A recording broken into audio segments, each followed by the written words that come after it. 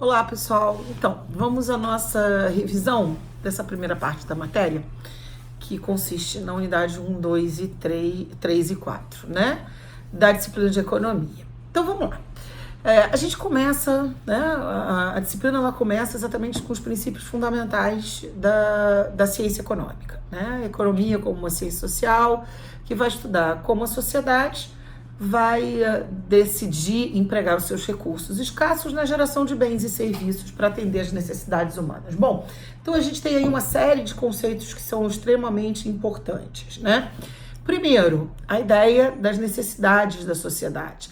E é uma característica que a necessidade tem que estar sempre, ela é nunca saciada e a gente está sempre em busca de novas necessidades e por isso a gente precisa de novos produtos, de novas produções, etc, né?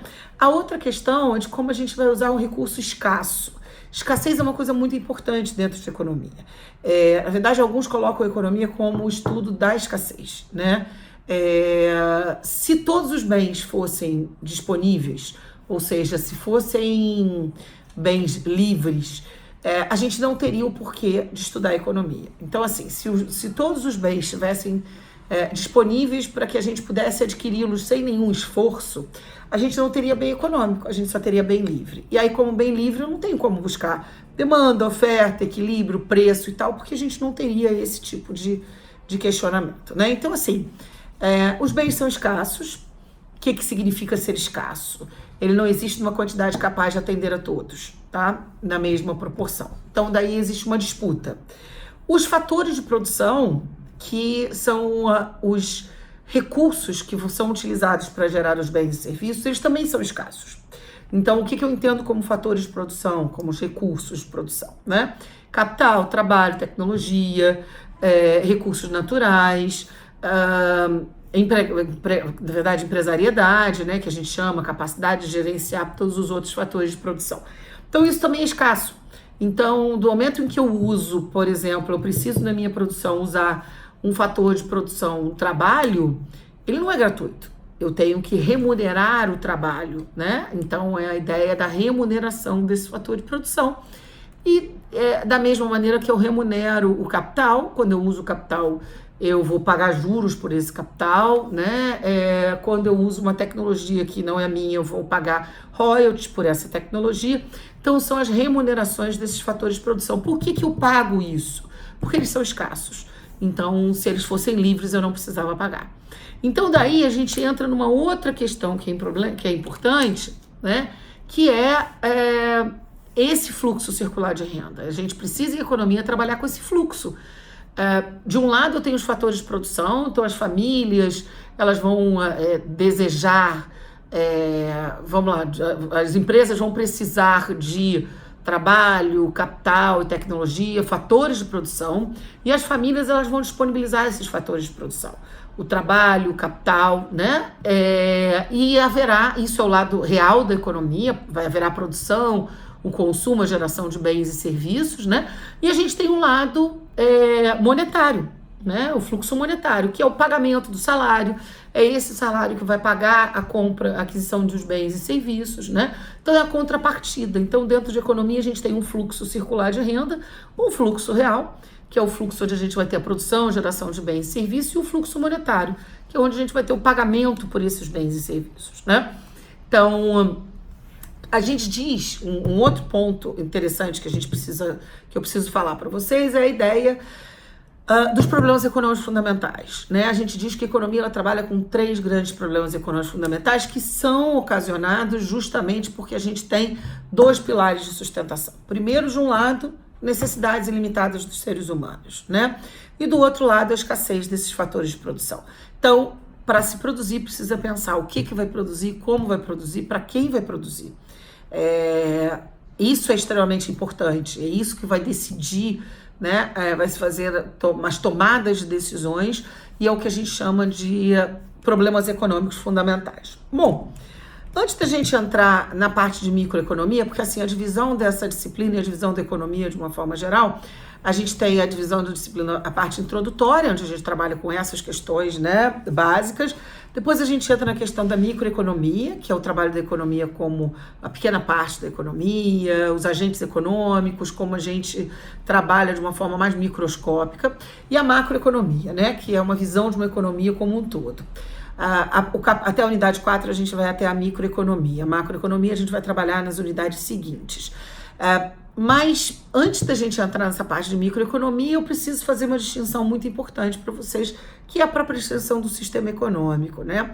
A gente tem hoje na teoria econômica 2 tipos de sistemas, sistema capitalista e sistema socialista, e eles são diferentes do ponto de vista econômico, basicamente da forma em que você gerencia esses fatores de produção, né? No caso do sistema capitalista, são os empresários que vão decidir o que vai ser produzido, como vai ser produzido. No caso do sistema socialista ou de economia centralizada, é o governo, o órgão do governo que vai decidir isso. E a propriedade. No sistema capitalista, a gente tem a propriedade privada, podendo coexistir, claro, com a propriedade pública, mas no sistema socialista, quem dita as regras e a maior parte da propriedade é a propriedade pública, né? Então, as decisões de produção, é claro, são vinculadas ao governo e às entidades do governo, diferentes de um sistema capitalista, né? O Brasil, a gente tem hoje um sistema capitalista, claro, até porque a nossa própria Constituição garante, né? No seu artigo 170, a atividade econômica ela tem que ser calcada à propriedade privada, à livre iniciativa, né? Então, a ideia do pressuposto realmente de um sistema capitalista, né? Bom, entrando em microeconomia, a gente precisa falar de dois conceitos extremamente importantes. O primeiro, a demanda, que é a quantidade de bens e serviços que os indivíduos estão dispostos a consumir, né? As pessoas, a lei da demanda, ela diz que há uma relação inversa entre o preço e a quantidade, ou seja, quanto maior o preço, menor a quantidade. Por que menor a quantidade que as pessoas vão desejar consumir? Por uma questão de renda, por uma questão, né, de quanto maior o preço, menor a quantidade. Existem fatores que podem alterar essa demanda. Se eu tiver uma alteração na renda dos consumidores, por exemplo, se todo mundo ganhar mais, eu vou ter uma outra visão de preço, eu posso, apesar do preço mais alto, ter uma demanda maior. Ao contrário, se as pessoas ganharem menos, apesar de um preço mais barato, eu posso não ter uma demanda, um aumento de demanda.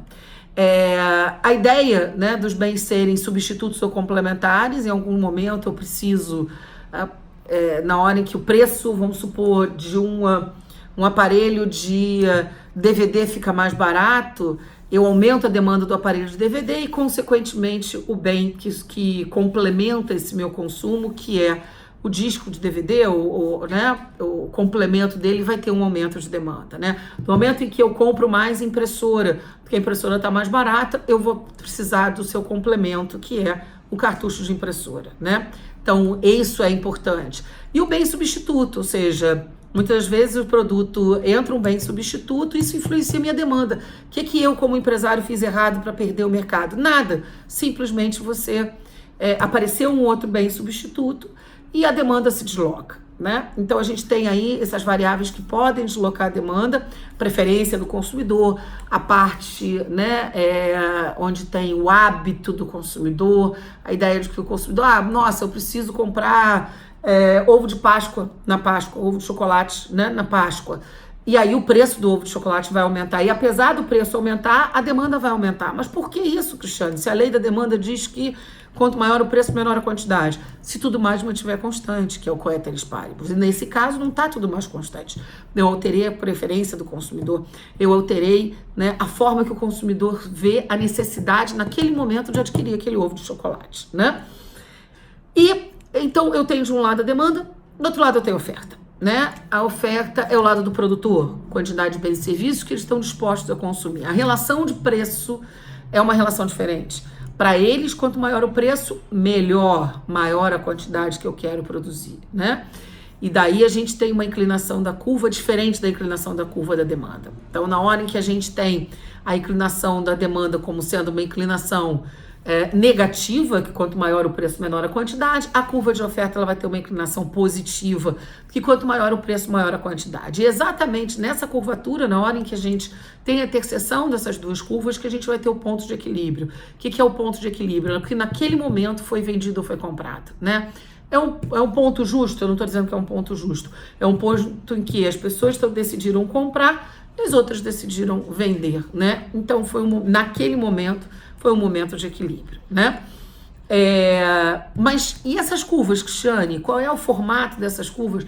Eu posso, né, chutar isso? Não. O formato dessas curvas é dado pela sua própria elasticidade. O que é elasticidade? É o grau de sensibilidade que o produto tem frente a uma variável. Então, vamos lá. O preço aumentou, elasticidade de preço, por exemplo. O preço aumentou em 10%, e a quantidade demandada reduziu só em 5%. O que eu estou querendo dizer? Esse produto, o consumidor ele se retém mais, ele é menos elástico, ou se a gente quiser dizer, inelástico. Ele tem o consumidor fica mais fiel àquele produto, né? Do outro lado, a gente tem o elástico. Aumentou o preço em 10%, caiu 20% da demanda, da quantidade demandada. Então, o consumidor está mais preso à questão do preço. A gente vai ver isso com relação à renda, a gente vai ver isso com relação aos bens substitutos e complementares, né? Para a gente fechar a parte de microeconomia, dê uma olhada com carinho nas estruturas do mercado, são as formas que o mercado pode se organizar. A gente tem que ver aí concorrência perfeita, monopolista, oligopólio, monopólio, quantos participantes estão nesse mercado, qual é a estrutura, né? Como é que é a entrada de novos concorrentes, como vai ser a questão do preço nesses mercados, e isso é extremamente importante para a gente decidir a margem de lucro e como esse consumidor, como esse produtor pode ter essa facilidade na hora de colocação do seu preço, né? Ok, gente, então boa prova para vocês. E a gente se encontra nos fóruns e eu estou à disposição para vocês também no site, no fórum de dúvida ou pela central de mensagem, ok?